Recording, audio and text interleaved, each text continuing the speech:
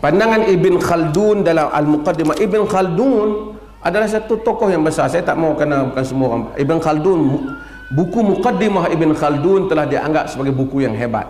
Barat pun terjemah buku Muqaddimah Ibn Khaldun. Ibn Khaldun memang bukan ahli hadis, tapi Ibn Khaldun ni banyak bidang yang dia boleh. Tapi dia seorang ahli ilmuwan yang macam ensiklopedia pada zaman dia. Banyak benda dia bercakap tentang pembangunan, tentang proses pembangunan kemanusiaan politik yang tak dapat dicapai akalnya pada zamannya, sehingga pada zaman Ibn Khaldun menulis, sehingga hari ini buku Ibn Khaldun menjadi rujukan di timur dan barat. Sudah berapa ratus tahun Ibn Khaldun. So dia ada pandangan-pandangan dia lah, yang nak setuju pun boleh, tak setuju pun. Dia tak terima tentang Imam Mahdi, dia tak terima tentang, dia ada beberapa tafsirat dia, tapi itu satu pandangan dia. Dalam dunia kesarjanaan kita jangan terkejut badak sangat.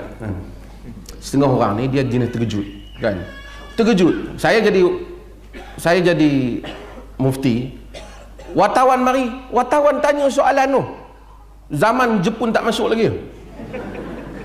Pasal apa di Perlis tak ada kunut? Kunut jadi masalah. Banyak lagi masalah dalam dunia ni. Yang tak semayang banyak-banyak. Kunut je jadi masalah. Kan pasal ini tidak arus perdana. Arus perdana ni kat mana? Majoriti dalam dunia ni tak kunut. Bukan saya kata salah kunut ke apa. Tak ada pelik pun. Pergi Jordan, pergi apa, bukan kunut pun.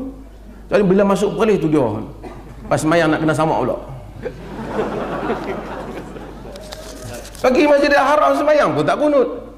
Jadi itu non-issue. Ini masalah. Saya duk biasa kecil-kecil kunut. Bacalah bagi luas sikit, kan. Nak kunut-kunut lah, dibacalah bagi luas sikit.